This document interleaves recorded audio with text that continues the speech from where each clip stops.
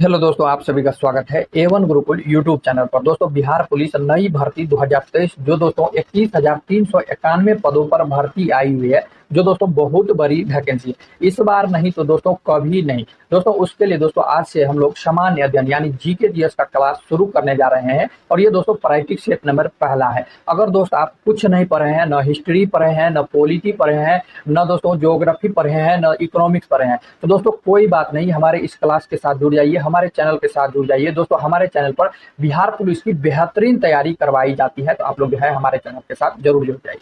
दोस्तों video start करने से पहले जो लोग हमारे चैनल को अभी तक सब्सक्राइब नहीं किए हैं तो चैनल को सबसे पहले सब्सक्राइब कर लीजिए, साथ में बेल आइकन भी प्रेस कर लीजिए ताकि आगे आने वाले वीडियो का नोटिफिकेशन आपको सबसे पहले मिले। तो चलिए दोस्तों आज का क्लास स्टार्ट करते हैं। देखते हैं पहला प्रश्न। दोस्तों पहला प्रश्न है, दोस्तों आप सभी भी सारे प्रश्न का उत्तर कमेंट बॉक्स में जरूर लिखेंगे। इससे दोस्तों आपको कॉन्फिडेंस भी बढ़ता है और दोस्तों आपका प्रश्न भी आपको याद होता है और दोस्तों आप एग्जाम में बेहतर स्कोर कर पाएंगे।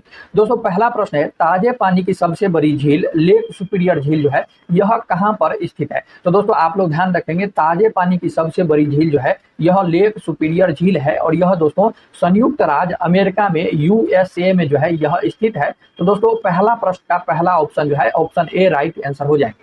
लेकिन दोस्तों आप अगर आपसे एग्जाम में प्रश्न पूछ दिया जाए भारत की सबसे बड़ी मीठे पानी का झील कौन सा झील है और किस राज्य में स्थित है, तो दोस्तों भारत का सबसे बड़ी मीठे पानी का झील जो है यह बुल्लर झील है। कौन सा है? तो बुल्लर झील है और दोस्तों यह जम्मू एंड कश्मीर में क्या है, तो यह स्थित है। तो आप लोग ध्यान रखेंगे। और दोस्तों यहाँ से एक और प्रश्न पूछा जाता है, भारत की सबसे बड़ी खारे पानी का झील कौन सा है? दोस्तों भारत का सबसे बड़ा खारे पानी का झील जो है वह कौन सा है और दोस्तों किस राज्य में स्थित है? अगर आपसे एग्जाम में पूछ दिया जाए तो आप लोग ध्यान रखेंगे, भारत की सबसे बड़ी खारे पानी का झील जो है यह चिल्का झील है। कौन सा है? तो चिल्का झील है और यह दोस्तों राजस्थान में जो है यह स्थित है। तो आप लोग ध्यान रखेंगे। दोस्तों जितना भी एक्स्ट्रा फैक्ट बताएंगे उसे गौर से आप लोग सुनते चलेंगे, याद हो जाएगा। ये दोस्तों यही प्रश्न आपको एग्जाम में बेहतर स्कोर कर पाएंगे। दोस्तों जितना भी एक्स्ट्रा फैक्ट होता है 100% महत्वपूर्ण होता है, तो आप लोग गौर से सुनेंगे, स्किप नहीं करेंगे, वीडियो को भगाएंगे नहीं।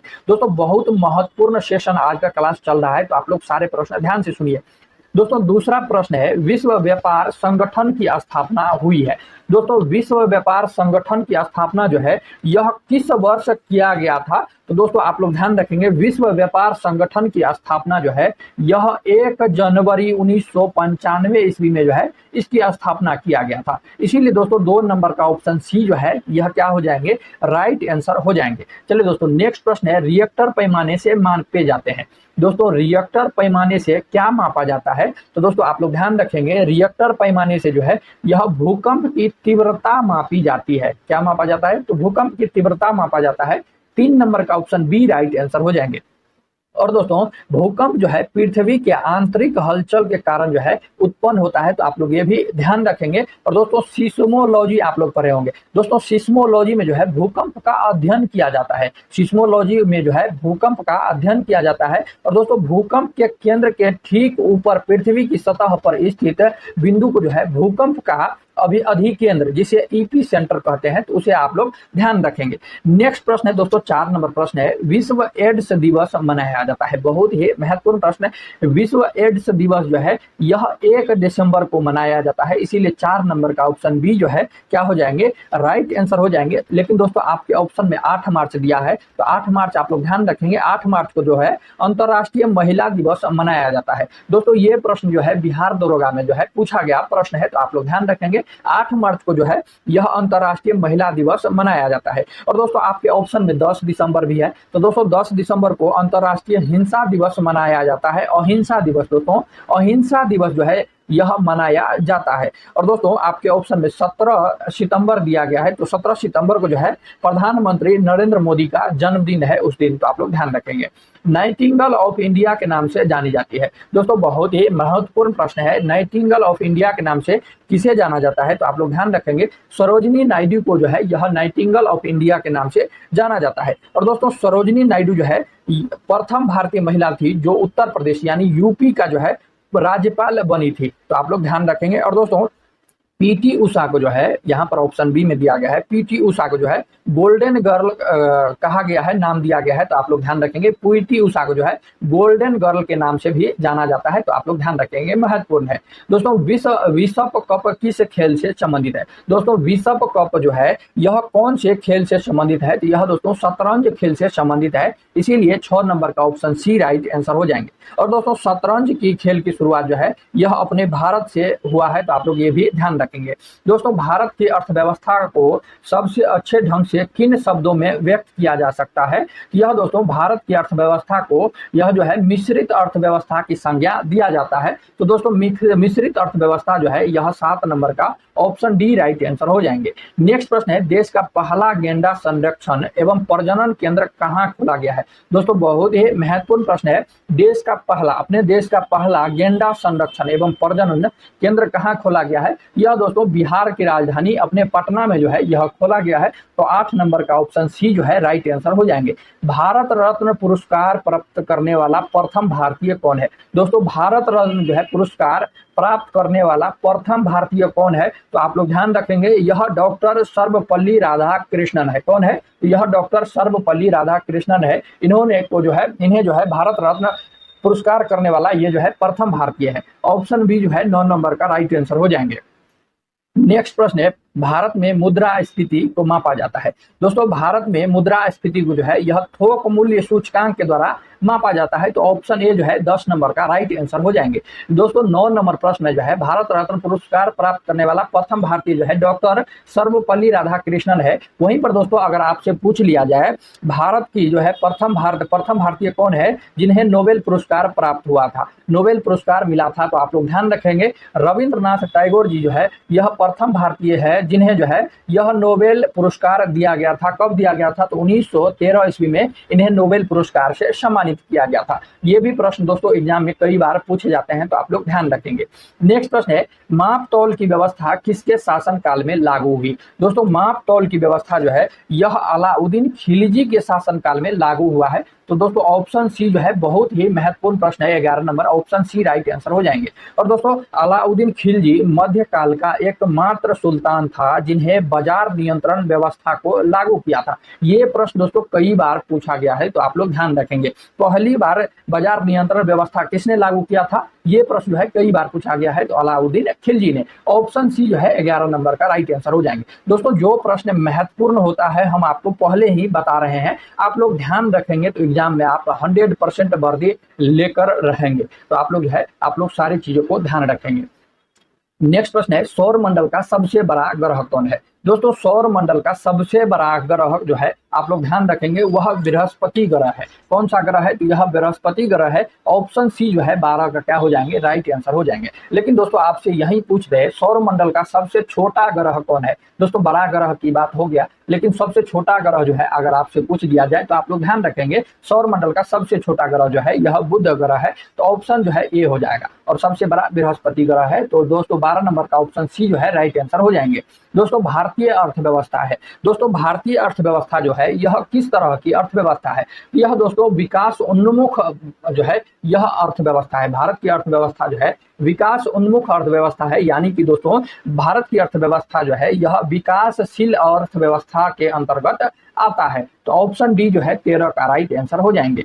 नेक्स्ट प्रश्न है 14 नंबर प्रश्न है, किसी व्यक्ति ने प्रथम बार कार्यकारी प्रधानमंत्री के रूप में पदभार संभाला। कौन से व्यक्ति ने प्रथम बार कार्यकारी प्रधानमंत्री के रूप में जो है पदभार संभाला था? यह दोस्तों गुलजारी लाल नंदा ने। किसने? यह गुलजारी लाल नंदा ने जो है कार्यकारी प्रधानमंत्री के रूप में जो है पदभार संभाला था, तो ऑप्शन बी जो है 14 का क्या हो जाएंगे? राइट आंसर हो जाएंगे। नेक्स्ट प्रश्न है, संविधान के अनुच्छेद 368 का संबंध है। दोस्तों भारतीय संविधान के अनुच्छेद 368 का संबंध जो है यह संविधान संशोधन की प्रक्रिया से है। क्या है? तो यह संविधान के संशोधन के प्रक्रिया से है, तो 15 नंबर का ऑप्शन ए जो है राइट आंसर हो जाएंगे। नेक्स्ट प्रश्न है, राष्ट्रपति एवं उपराष्ट्रपति दोनों पदों की रिक्तता की उपस्थिति में की स्थिति में कौन राष्ट्रपति पदभार संभालता है। दोस्तों राष्ट्रपति है और उपराष्ट्रपति है, दोनों अपने पद से रिक्त स्थान है, वहां पर जो है पदभार नहीं संभाला है। इस स्थिति में राष्ट्रपति का पदभार कौन संभाल सकता है, यही प्रश्न आपसे पूछा गया है। तो दोस्तों अगर राष्ट्रपति भी अनुपस्थित रहे, उपराष्ट्रपति भी अनुपस्थित रहे, दोनों का पद जब रिक्त होता है, इस स्थिति में जो है सर्वोच्च न्यायालय के जो है मुख्य न्यायाधीश जो है राष्ट्रपति का पद जो है यह संभालता है। तो दोस्तों सर्वोच्च न्यायालय का मुख्य न्यायाधीश जो है क्या हो जाएंगे, राइट आंसर हो जाएंगे, 16 का ऑप्शन ए राइट आंसर हो जाएंगे।